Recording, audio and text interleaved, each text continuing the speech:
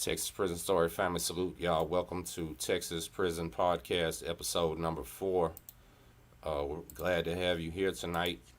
We're live on Facebook, IG, Twitter, Twitch, uh, Instagram, all over the place.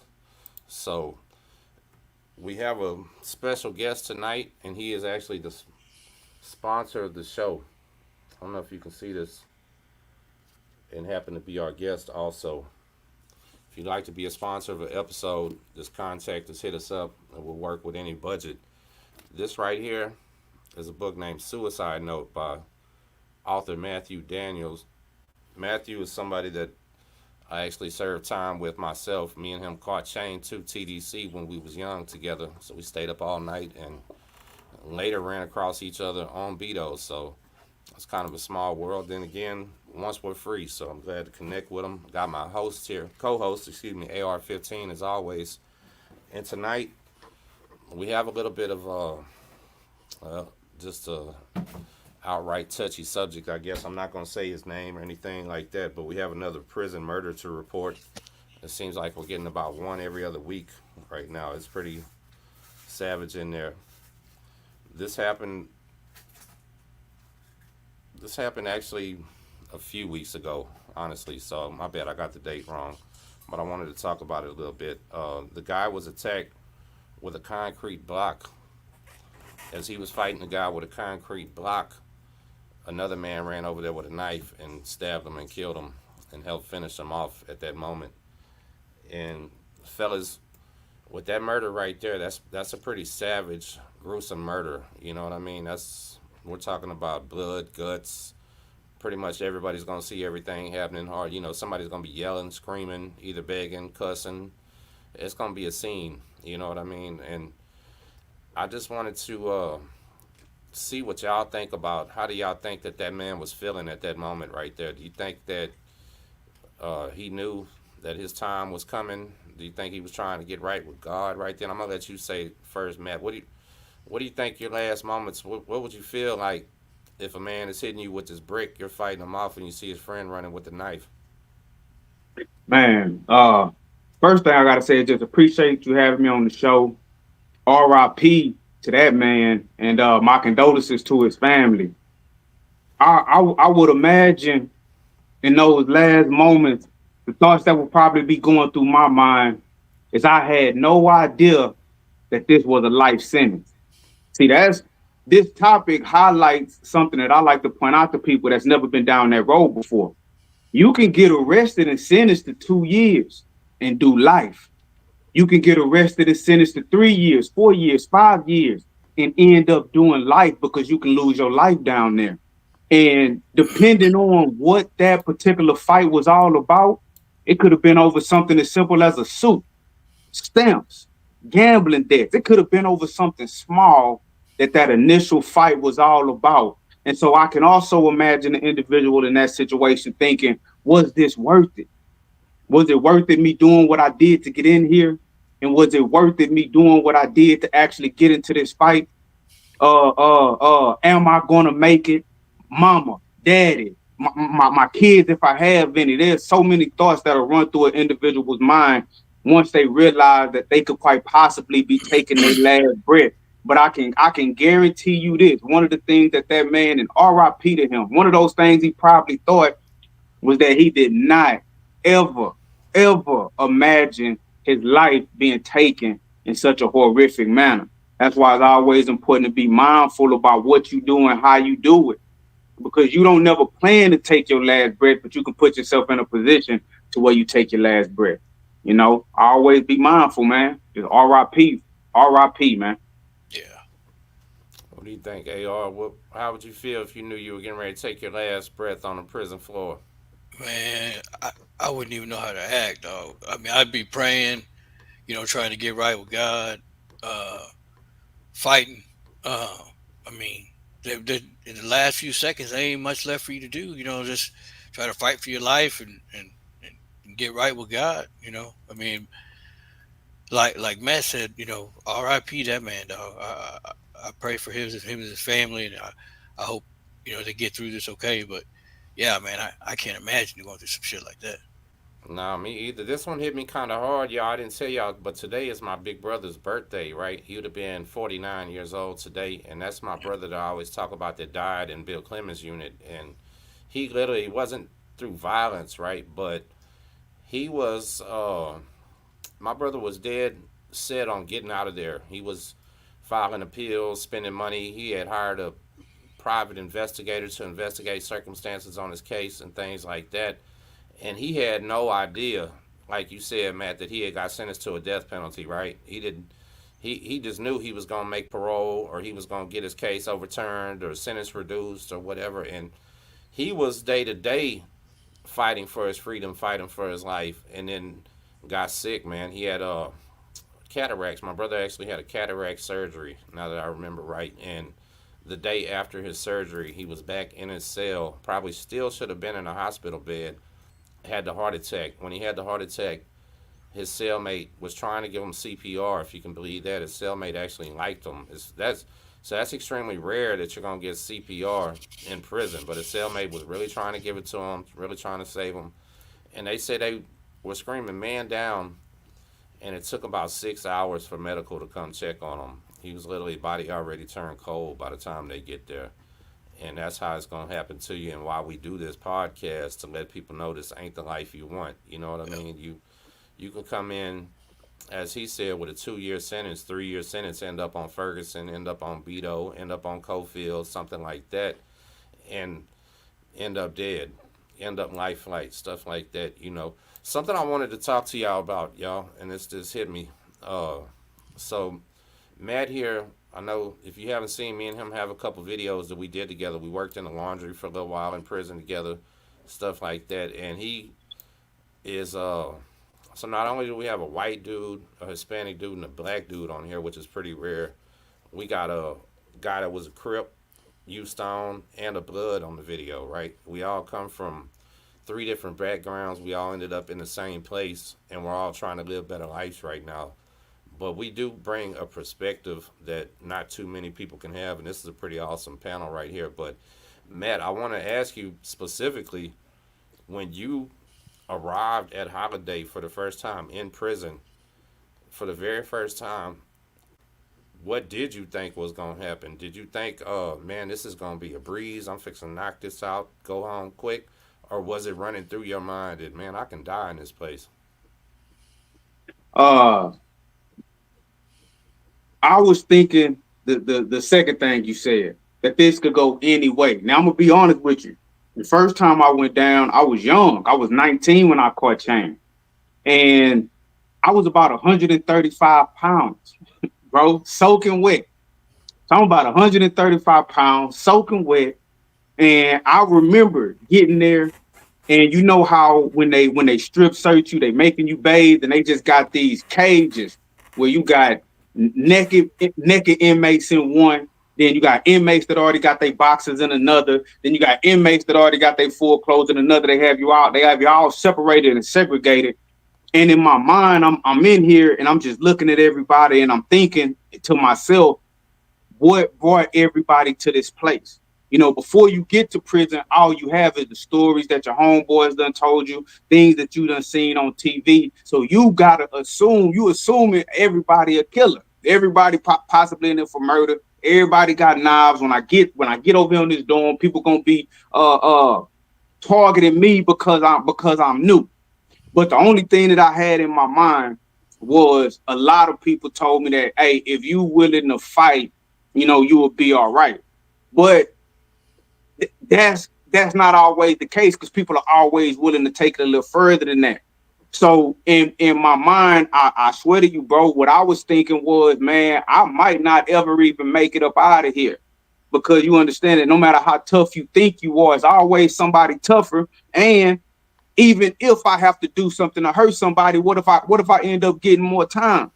So my whole mind state, I was just thinking about, what do I have to do to get through this situation and get back home in one piece? You know, that's really it. I didn't go in there thinking that, I was ready to just beat up the whole unit. I wasn't thinking like that. I was a 19-year-old kid. I'm thinking that everybody in here is killers. I got to be able to get in where I fit in. You know what I mean? But I was honestly thinking that, man, I don't even know if I'm gonna make it out at the end of these 5 years. I wasn't letting it show, but I was anxious. I was a little nervous. I had butterflies. Ain't no see, I'm not gonna lie. I had butterflies in my stomach. I'm looking at these guards. The guards talk to you like trash when you first coming in the door because they want to set that stage to you. I felt dehumanized. I felt like I wasn't even a human no more. I felt like I was cattle. I was in a very uncomfortable situation. And it honestly took me a while to actually, well, you never get comfortable or you shouldn't, but it took me a while to get into a place to where I was actually in the swing of things on that unit. It took me a while, man. A while, I ain't gonna lie. Let me ask y'all something. Either one of y'all, do y'all ever remember seeing somebody in prison actually looking at that man and going, "Damn, he does not look like he belongs in here." Yeah, hell yeah. Yeah, a few times. So Yeah. okay, y'all both I've seen said a few that yes. don't belong in there, dog. I mean, just being honest, I mean, they just don't belong. A lot So of them don't make it. let me ask you a question. It's a deep question. When either one of y'all went to prison, did y'all feel like y'all was one of those people that didn't belong there, or did you feel like you was supposed to be there? I didn't feel like I belonged. I didn't feel like I was supposed to be there. No. What about Nah. you, Matt? I uh I knew I had rightfully earned it, because I did what they said I did, and I was ready to own up to that. But I didn't feel once I saw what the inside of prison was like, I was like, no, this ain't for me to be told when to get up, when to eat, when to shower. Like say, strip naked. Whenever they tell you to strip naked, guards yelling in your face, you can't say nothing back. No, I felt like that was totally inhumane. That was not the place for me. I was not supposed to be there at all, you know. Yep. All right. Now let me just. I might make both of y'all mad because it applies to me too. Then how come both y'all end up coming back? Man, for for me, speaking on me, I I mean, I stayed out of trouble for about 12 years, dog, and no excuse or anything. It just I slipped back into the game, man. Easy money was there for me to make, and I started little, and then it started rolling, and it started coming back like it used to, and things got out of hand, and next thing you know, I'm locked up in the feds now. Yeah. What about you, Matt? You see what's going on? It's humane, inhumane. They treating us like shit. Now how'd you end up back there with me on the second time? I forgot, bro. I forgot. Like when you in there and you done been in there for over a year, over 2 years, you done got set off again. You finna do another year. You feel it. When you lay down to go to sleep, you thinking about it. You thinking about how it's been a while since you seen your mama, your daddy, your loved ones. You thinking about everything that you missed in that free world, and in that moment, it's like every negative emotion that come with being locked up, you feel it. You can't avoid it. You looking at these concrete walls. You looking at these barbed wire fences, and you can't get out. But then once you make it and you get out, especially if you get around some of the same people, you start forgetting how you felt in there. And you Yep. start like me personally, I start tricking myself, kind of having conversations with people, telling them about what was going on in prison, almost as if it wasn't that bad. Oh yeah, man, I remember riding. We was making pretties, you know what I mean? Putting candy inside the coffee, making spreads. I remember when I got into this fight with this one dude, and people in the world, they may look at you as like, oh, you a tough guy because you made it in and you made it out. And so me personally, I'm gonna keep it on me. I kind of forgot, bro. I started to forget just how miserable I was, and it took me No, for going real. back. And when I was in that cell again, it all came rushing back to my mind, and I was like, man, I was tripping. I You was know what? tripping. Listen, I wanted to laugh because I've said that exact same thing, right? I'm a mix between what AR said and what you said, right? So I've given people the advice that when their family and their loved one leaves prison, and this is so we have this new wave of shit going on where they can send these emails and call from their cell and everything. So there's a lot of people, and why I asked y'all this, there's a lot of people who probably are the ones that don't really belong in prison, right? Most of them are drug addicts. They have drug cases, non-violent offenders, stuff like that. They would have did better going to a rehab, going better to a AA type program if that's what's going on. But they end up in prison. You know what I mean? And Yep. these people here are coming home.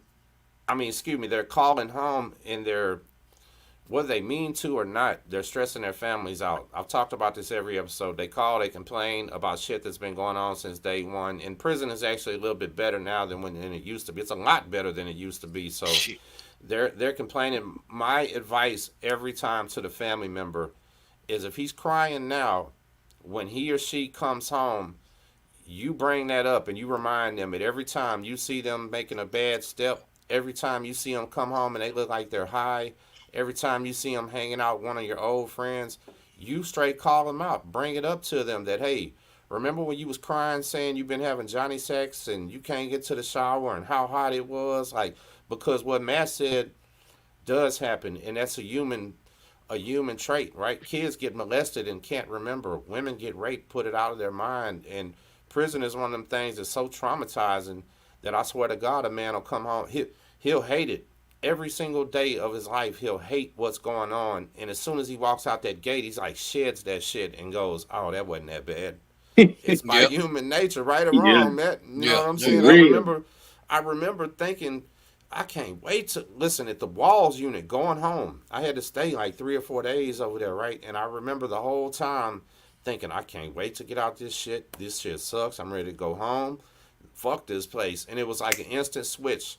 When I stepped out, I told my mom, man, that wasn't that bad. Come on, let's go. You know what I mean? Yeah, that was shit. And it wasn't me trying to be tough. I don't think it was me trying to do a natural, preserve my mental health, I guess, or something, Yeah. right? Because you can't bring all that shit out to you, and the ones that can't shed that are the ones that are burned up, PTSD, going, can't stop talking about it and all that other shit. So it's a serious deal though. But so when you say y'all both say y'all seen men that don't belong there, I have too. I've seen a lot of them, and more of them, I would say, in the feds where it was guys with gun cases. Some of those guys had broken laws that they didn't even realize they were breaking and shit like that. Hmm. And it is rough. It is tough. And I do advise any person that don't feel like they belong in prison to just quit doing felonies.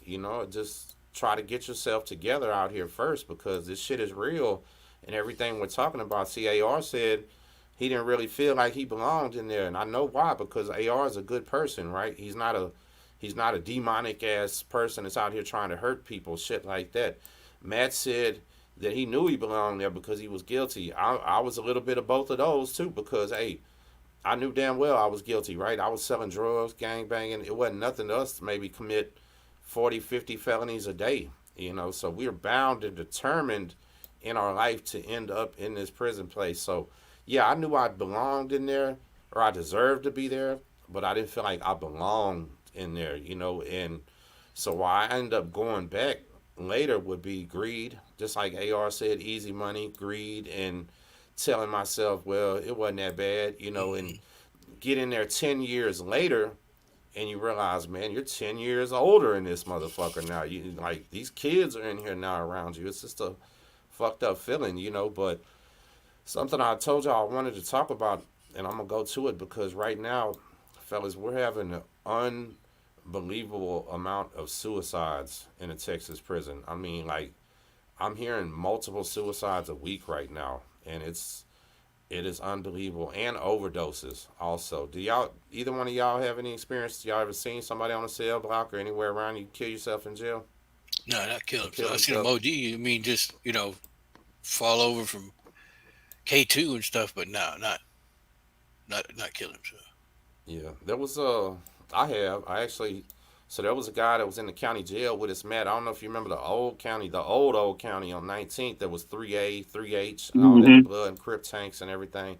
I was in 3A, and there was a white dude that was, he was definitely one of them that didn't belong in jail, and that was an aggravated tank. Everybody in there was pretty serious cats, and they were bullying the hell out of this dude, but not hurting him. All right, not bruising him and lumping him and shit, but they're really bullying this dude, making him draw for free. They'd make him wrap the mat around himself, punch it, kick it. They were just having fun with him. And we were in, I believe those were 7-man cells. They had 3 7-man cells. And I woke up in the middle of the night and I seen the dude with the sheet tied around his neck, and he was tying it to the bar up top, and he was in the top bunk getting ready to jump off. And man, when I woke up and seen that, I said, "Whoa, hold up, homeboy, what are you doing?" I said, "Shit, no." I grabbed him and I woke everybody else up. I said, "Yeah, he's trying to kill himself while we're in here. They're gonna think we did it. You know, like they're Yeah. instantly gonna assume one of you cats or all of y'all hung this man. Somebody would have Yeah. stopped him." So we had to put him on suicide watch. You know what?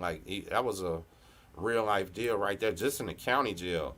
Then when I got to the penitentiary, I did see there was a few suicides for sure on Vito when we was there. Met there was some guys that just couldn't handle it, but there was less back then, I believe. Now, it's got a lot to do, I think, y'all, with the drug addiction, you know. But what did he just say about the inhumanity, about the cruelty, about the level of people? Some of the people in there are literally animals and monsters, and you're serving time with them. Like, Yep. what do y'all say about? I mean, like, to the families of the people that killed themselves purely based on what's going on the inside. What do we tell them? Because me personally, I would say try to forgive the person that done that. Like, don't be angry about it because there's no telling what evil shit he was going through. You know what I mean? Yeah. I Mhm. think that's about it. Like, I Uh, mean, well, it's funny you bring. Well, not funny you bring this up, but it's interesting you bring this up because I actually seen quite a few people go through that. One story sticks out in my mind. I was on the unit where we was in dorms with cubicles, right? We wasn't in two-man cells. We had cubicles. And so one day they bring some new people in, and this young white kid, he comes inside of my dorm. Now he real pale, his nails look kind of purple, and he's walking on crutches. So, we eventually find out, who he is, what's wrong with him, why does he look like that, why is he on crutches? Come to find out, they gave the guy in the county, I think they gave him like 3 or 5 years. It wasn't even a long sentence. But mentally, he didn't want to do that time. So this is the story that they said. They said that, you know how when you come in, they give you this kind of like shampoo that's supposed to like kill lice or crabs or anything you got. You Yeah. gotta, wash all your hair. So they say when he made it into the system, he tries to drink some of this stuff he want to poison himself and kill himself, but it didn't kill him. It gave him nerve damage, right? Now, this already shows that he don't think he can do the time. He's just gonna try to take himself out. But it also made him more vulnerable because now he's on these crutches. And you in prison, they don't care about you, right? So he Yeah. comes in there immediately. Even with this, they victimize the dude. They victimize him. They break him in. They start, sexually molesting him, passing him around, extorting him, taking all his food, etc., etc. So he exists like this, for several months, about like 6 months. Then he realizes that he can't take it no more. So he want to kill himself again, but this time he decides to try to slit his wrist. So the guy, he busts open his razor. They give you razors. Anybody never been in there? They'll give you razors that you can shave yourself with. So he busts open his razor, hits his wrist, hits his wrist, open himself up, leaking, bleeding. People in the dorm, we see him. We call for the guards. We call for the guards. Guards come in there. They rush him out, take him to medical. They try to do what they gonna do. The guy, he end up living, but he also tells the people why he did this to himself because they was taking advantage of him, right? The whole 9 yards, everything that they was doing. And you want to know what's crazy that messed me up, bro? Now these dorms was like it had a picket in the center, and the dorms were around the picket. Y'all know how them type of units are set up. So Yeah. you can stand at the bars of your dorm and you can kind of look across the hallway into some of these other dorms. They bring the dude back, but they don't put him right back in that exact same dorm because what he said was happening to him. So they put him into the dorm. I mean, literally directly across from us, where the same people he was trying to escape could literally see him every day. And whenever we go to rec, we all going out there together. And I was like, dang, they really don't even care about this young man's life at all. He tried to kill himself when he first got in, came to this unit. He's getting taken advantage of. He tried to kill himself again, and then they put him right back into a dangerous situation where he can further be taken advantage of. And so, not to speak too long, but what I would kind of tell the family members of individuals that go through that, I'm not saying that so you would think that, your family member is being abused. I don't want to take your mind down that road. But prison is hard mentally. It's hard physically to be in there because individuals may want to fight you and whatnot, but it's more so it's hard mentally, it's hard on the brain, it's hard on the mind. And some of the situations that they'll put you in can make it harder, and they can make it harder on your loved ones. And there's really no help. Yes, guards in there, the guards don't care. They'll put you in a dangerous situation and laugh about it.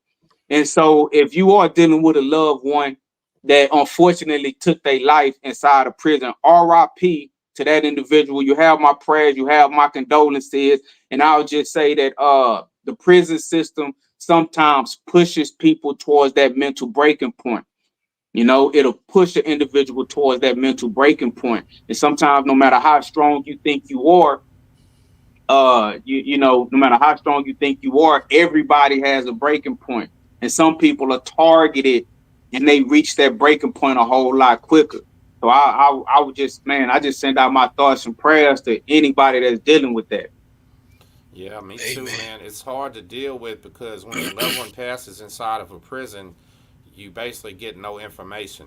It's similar to a person dying at war and you get no explanation. Did they die like a hero? Did they run and get shot in the back? You have no idea. You don't get No. no confirmation on what's going on. Sometimes you don't even believe that it was a suicide. You might suspect foul play, things like that. It's a horrible situation. But yeah, I say everybody's breaking point is different, like you said, and some Yeah. people don't belong. And when I say AR, when I say some don't belong in there though, I mean like so we for real. I know me when I was young, we for real were messing up, right? We didn't go to school. I was a young runaway. We were packing guns. We were really selling drugs. No telling what we would do. You know what I mean? So Yeah. when I got there, I seen a lot of people that looked like I did. You know what I'm saying? Like doing the same shit and was kind of used to it. But the people that probably came from better homes that maybe didn't do all that, maybe even went to college, 3 or 4 DWIs. And I'll tell you the worst case scenario, y'all. Imagine this: college educated man catches too many DWIs, goes to a little soft transfer unit, somebody bullying him. He sticks up for himself, just like we're telling him you're supposed to. Yeah. Now he's G5. He's on the way to Cofield, Ferguson, Michael, Allred, Beto. You know what I mean? Like, just because he was sticking up for himself, now he's getting fed to the sharks. You know what I mean? Yep. So people That's real like that, life. people like that have to adapt or be prey. And I guess your family member the best, right? Like, so when I went to prison, my mom would always say she wasn't too worried about me because she knew how I was. But at the same time, my brother that passed away, his birthday today, he wasn't a fighter, right? He was non-confrontational and shit like that. So she worried about him a little bit more. So I guess you just have to judge your family members, things like that. But it's rough. And so the next thing was about the K2. Matt, it's been a while since you've been in prison, so I don't think you've seen the K2 epidemic, dog, that me and AR seen when we were in the feds. It's so K2, for y'all to keep that are wondering what K2 is. K2 is a synthetic marijuana. It started off as a synthetic marijuana, and it was a legal chemical that was created for, I believe, cancer patients in states that did not have legal marijuana. It started off literally like a fake marijuana. As the feds started banning those chemicals, it started getting worse and worse and worse. And Yeah. to put this in perspective, when I was in Nueces County Jail, when I caught this gun case getting ready to go to the feds, I talked to some cats, and one of them told me that heroin was a big thing in Corpus Christi. Okay, these guys have been doing heroin since they were young kids. They're grown men now. They told me that they found out down there that you could be in the worst dope sick ever from heroin and take one or two puffs off the K2 and feel fine. Like it was something about it was relieving the heroin pain, right? So the guys started smoking the K2 because they were tired of the needle. Well, all of them told me that the withdrawal, everything about the K2 was so bad that they went back to doing heroin. So Dang. you have to think about that. We're talking about a synthetic drug that heroin users themselves said was worse than heroin. So that'll put it in perspective, right? And the shit, I guess it doesn't have an odor because a drug dog can't smell it. It's clear. It can be sprayed on paper. It can be brought in on leafy substances. Man, it can be put on cigarette. You could do. This is like a drug smuggler inside of a prison's dream, right? Yeah. And they're going fucking crazy about it. But here was what I wanted to say. We've been getting a lot of reports about people overdosing on it. And me personally, as many people as I seen smoking, they still smoke it in the neighborhood right here around at Tech City, Lamarck, Galveston, all the homeless people in Harris County, everybody, they're smoking it every day.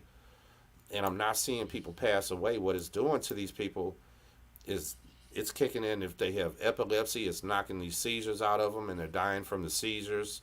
They pass out, then they're vomiting at the same time, they're dying from that. It's causing them to die. It's the direct cause of death, but it's not necessarily like a drug where you smoke it and your heart stops or something Yeah. like that. You know, it's causing all this other crazy shit. But AR, what's probably can you give me one crazy K2 story from Beaumont or somewhere else? Man, yeah. I had a homeboy that was hooked on it bad. We had to look out for him sometimes, man. He's just one of those knuckleheads.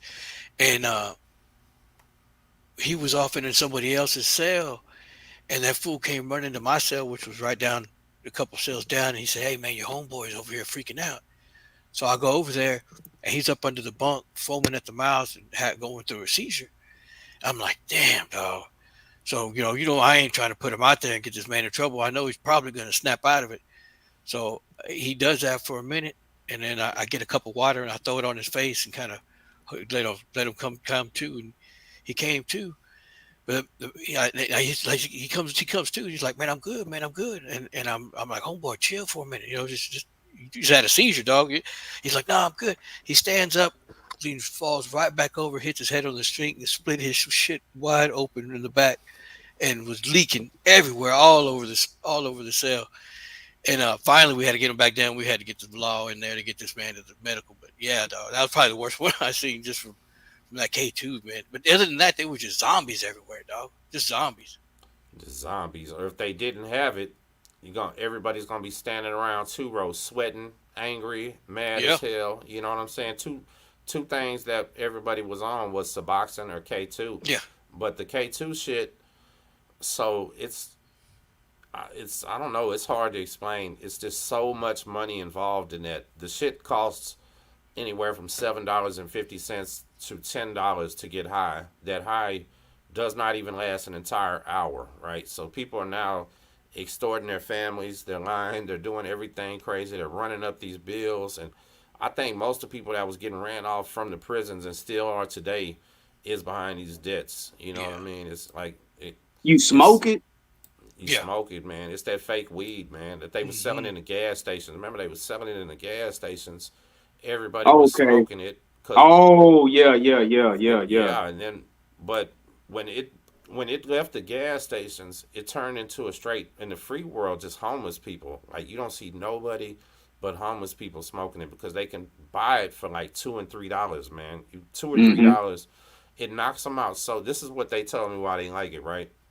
They can smoke that shit and go to sleep. It don't matter if it's raining, snowing, lightning, thundering. It don't matter if they're on the side of 45 or I-10 or something. You know, wherever they're at, they're gonna go to sleep. So basically, they're just sleeping their fucking life away, and that's what they're doing in these prisons. You know, it's when they smoke it for the first Um, time, it does like this crazy ass PCP shit to you, man. It does like some weird can't stand up, womp womp, head ringing type of vision damn. blurry, and they're falling out. After you start smoking it for a minute, it starts feeling more like an opiate or something, like a downer. You know what I mean? Because we would see people come in first time they smoke, first couple times they're flipping, they're freaking. You might have to hold them down, Hmm. keep them from getting in trouble. Then all of a sudden you see them a few days later smoking that shit, just passed out in the day room, dog. Like, I mean, it people. So it would get so bad that when you smoke, you had to keep a lookout for the cops, right? Like, it don't matter what you're smoking, you got to look out the window of the cell, make sure they're not gonna walk up on you, catch you. It got so bad that people, the whole cell would pass out. There'd be 5, 6 people in a cell, all of them nodded off, still holding the shit, still got the fire burning, and all of them get caught. You know Damn, what I'm saying? that's crazy. The lookout is passed out too. So I mean, I understand why the fellas are doing it, right? Anything to make the time pass or whatever. But you know what? I'm gonna recommend you do like me or Matt did, and you read your book, or maybe even write one like he Yeah. did. There's other ways to pass your time. You know what? We got AR right here. That's a workout man, loves to work out. A million other things you can do. But when you come inside a junkie, I mean, you're probably gonna stay one on the inside. That's the problem. There's no treatment, no rehabilitation, none of that shit. Matt, what do you think? So, with that being said, I want you to tell them about your books and everything you got going on real quick. Shout yourself out and parlay into this answer to this. With your last time going to state prison, did you were you able to keep yourself from forgetting how bad it was? Like, do hopefully coming on this with me every now and then reminds you, right? And some other stuff that we get to talk about. But tell them about your books, where they can buy them, and then let me know what about this last time that was different. Okay. Um, well, yeah, I've never forgotten this time around. And I've never forgotten because I made it a point to remember. I distinctly remember the last time I was in prison, I did 3 years. And this is not a lie. I say this all the time. I mean it. Every time I went to sleep, I looked at the walls, I looked at the bars, I looked at the toilet, I felt the bunk, and I mentally burned the image into my mind. I burned the feelings into my mind, and I told myself, don't ever forget how this feels. Don't ever forget how this feels. Because I knew in that moment, I regret no matter what I did to get to prison, anytime I've ever went, I regretted it. It was not worth it. And I ran into a lot of other people in prison, and they all regretted what they did to get those 50s and those 60s and those 70 years. It's just not worth it. So I made myself remember just how bad it was. And I reminded myself I'm a human being. I have no business being locked inside of a cage. There's too much life out here to be living. One day you're gonna wake up and you're gonna be on your deathbed. And you do not want to wake up on your deathbed just getting out of prison or in prison or on your way to prison. It's just not the life that you want to live. So what I did, I knew that I did not only have to change my actions, my behavior, my thought pattern, I had to intentionally put myself on a different path. So what I did, I remembered a time in my life before I got into gangs, before I got into drugs, before I got into robbing and stealing cars and gang banging and all of that foolishness. I took myself back in my mind to a time when I was still that good kid, going to school, doing my homework, making good grades, and I tried to remember what was important to me then because I had to find myself over again. And one thing about me, I've always loved to read. Y'all see the books behind me. I've always loved to write. So while I was in prison this last time, I decided to get back in touch with my first love, reading and writing, and avoid all the negativity. And so I started writing books. The book that y'all see that my boy Tim Snow, and I appreciated that he keep holding up that suicide note. That was the first book that I wrote in prison. And I remember telling the people that I was inside of prison with, I don't care how long it take. I don't care what I have to do. I don't care what hurdles I have to jump over. I'm going to keep my mind focused on the goal of becoming a published author when I get home. And I'm going to see this book that I'm writing inside of this cell published. And I saw that through. Not only did I see that through, it's another book called Thicker Than Water that I wrote while I was in prison. I got that book published right now. And right now I'm actually up to 16 books. See, sometimes we get so caught up in that negative lifestyle that get us locked up. We get so caught up in the gang banging, the drug selling, the stealing cars, the running the streets, the fighting, the shooting, all of that foolishness that becomes our life's perspective. That becomes how we see ourselves. That becomes how we see life. So what I had to do, I had to reinvent myself, and I took myself back to my youth before I got involved in any of that. And so I've been good ever since I got out because I got a new mindset. I got new ambitions, new dreams, new goals, and I know that it's nothing out here other than protecting my family, my wife, and my children that'll ever see me inside of that cell again. Because I don't even care if it's somebody look at me and call me out my name. If I do something to that person and I get locked up, I guarantee it's not gonna take 10 years for me to regret it, but I could end up doing 10 years over it. I tell myself that. So that's basically what I did, man. I recreated myself from that gang banging thug to a productive member of society, published author, and that's all I think about. That's all I'm focused on, being a better person, man. I left all that foolishness behind, bro. I'm proud Amen, of you brother. too, man. Yeah, I'm proud of you because guess what? It's doable, right? It's doable, man. All these people out here, if you're watching and your family is in prison, don't enable them. Don't make excuses for them. Hey, a man can get out of here, and guess what? One of the number one sayings they say inside of prison is what you got to crawl before you walk. Yep. So you hit them with that when they come out. They're trying to move too fast. Hey, you got to crawl before you walk. Get a job. It don't matter where you get a job at. Anything's better than nothing, right? You work for free in prison. Go work fast food. Go do anything. Go steadily work your way up in life. It's not a problem.